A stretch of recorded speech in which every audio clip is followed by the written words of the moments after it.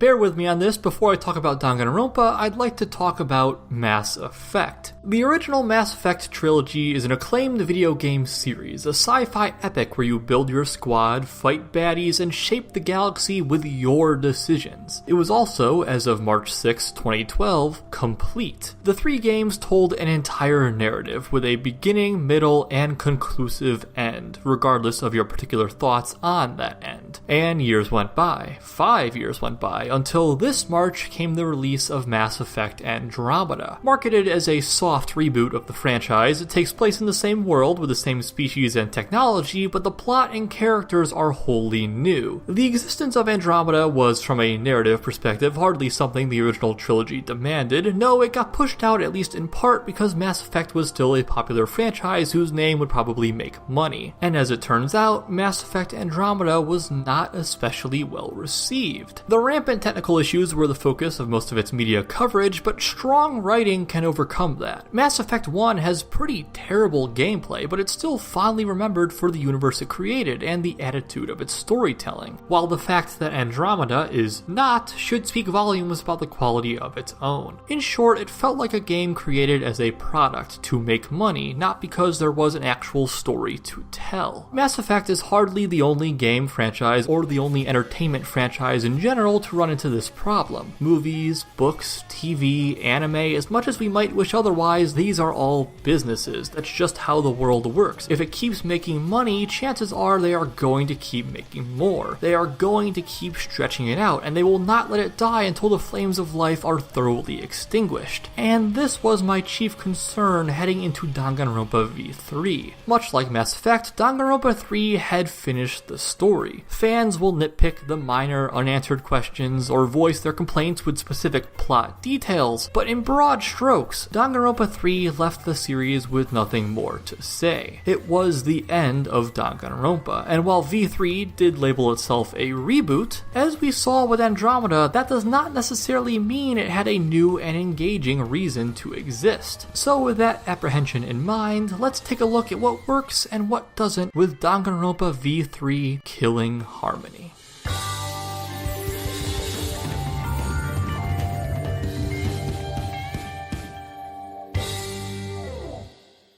I doubt anyone watching this video is unaware of the basic Danganronpa premise, but just in case. 16 students trapped in a school. The only way to leave is killing another without being convicted in the post-murder clash trial, and V3 does rigidly adhere to formula. Someone dies, you investigate, unravel the convoluted murder, learn a confusing tidbit about the overall plot, wash, rinse, repeat. But formula is not necessarily a bad thing. The very similar Ace Attorney franchise has thrived on formula for 6 games now. And here, with Danganronpa, there's still an inherent fun to investigating crime scenes, breaking down arguments, and the eureka moment when everything clicks. Even if you might be able to guess at how a crime was committed, the path to nailing down all the details is a winding and exhilarating one, fraught with pitfalls and dead ends, sweet lies and ugly truths. However, in adhering to formula, while those usual strengths of the series remain, so too do the usual weaknesses. Chances are every so often you'll figure things out well before the characters and have to sit through as much as half an hour of arguing before everyone's up to speed, and likewise, for better or worse, the series' ridiculous campy edge has never been more apparent, several murders requiring absurd timing and luck to actually pull off, with the characters' defenses being no less ridiculous, such as the cosplayer who couldn't have been disguised as another student cause dressing up as real people gives her a full body rash. The executions are also pretty lame and unmemorable, continuing the downward trend since the series' beginning. Then, as always, there's a hit or miss quality to most of the trial minigames.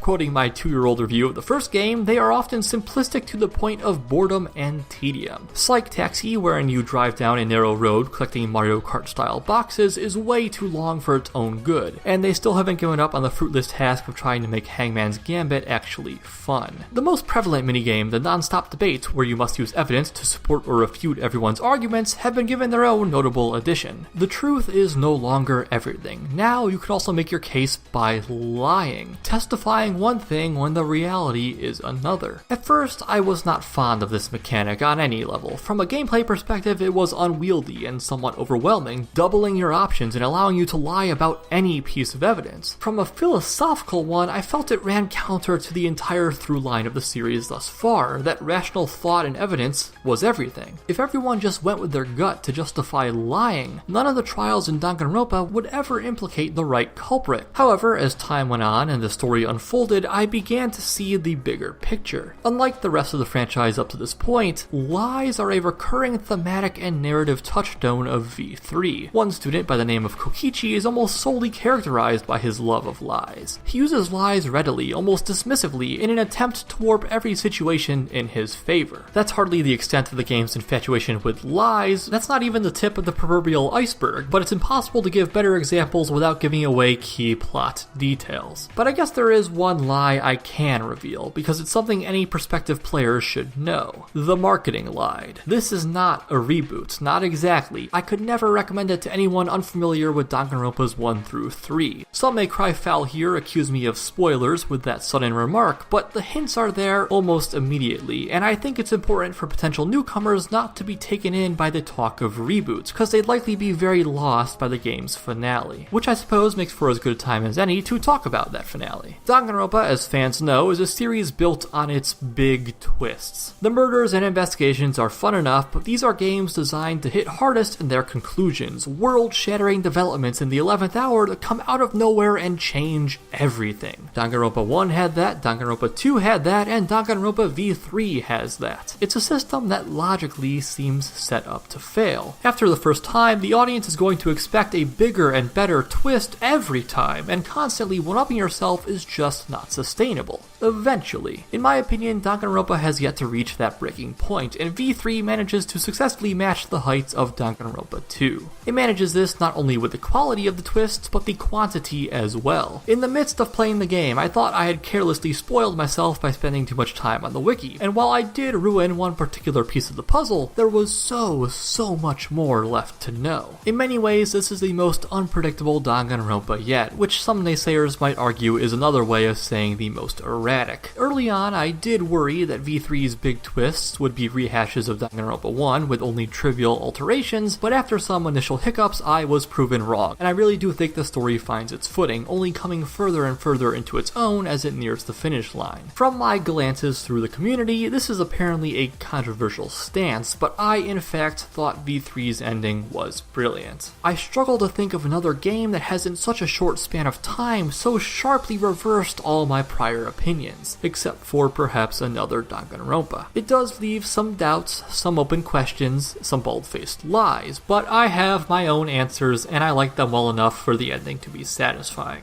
It actually in some ways reminded me of Metal Gear Solid 2, and going into specifics would heavily spoil both, but I think veterans of either one or the other can imagine what I mean. Moving to the technical side of things, Danganronpa still isn't much of a graphical powerhouse, but what do you expect from a game that's basically a visual novel with some extra bells and whistles? You spend your daily life awkwardly traipsing through pop-up environments, talking to 2D characters with canned dialogue. Some of the ultimate talents still irked me by being more titles than talents, like the ultimate supreme leader, but at this point I'm willing to roll with that, just as I am underwhelming character designs. Seriously, whereas the characters of Danganronpa 2 were somewhat over-designed, the cast of V3 are just kind of poorly designed. It's not that you look at these people and something is immediately glaringly off, aside from maybe Kaito's swoosh of hair. No, the looks just lack much memorability or cohesion, in my opinion. The gameplay outside of the trials is likewise pretty much the same as always. They added this whole casino area, but I frankly didn't even touch it, because I'm here for the story. I'm not here to waste my time with forgettable distractions. One slight upgrade I did appreciate was an alternate optical mode that highlights clickable parts of the environment. No longer will you be hung up on a room unable to progress because you didn't notice the tiny blood stain in the corner. Nothing much to say on the soundtrack either. The same big themes are used in these same big places. Monokuma's theme, the execution theme, the main theme, and the new tracks that I'm sure existed just went in one ear and out the other. In a word, inoffensive. It might seem like I kind of came down hard on V3 this past minute or so, but that wasn't really the intention. I'm just making it clear that the presentation is more of the same. If you come to V3 hoping for a revolutionary gameplay experience, you will definitely leave disappointed. But but luckily that's not why people play these games, or at least not why I do. So the question becomes, did Danganronpa V3 actually have something to say? Did it justify its own existence? In my opinion, very yes. Once it got rolling, I was as entranced by this series as ever. Danganronpa, there were times when I worried, but you haven't lost me yet. So after taking everything into account on a scale from F to S, Danganronpa V3 Killing Harmony brings the franchise back to an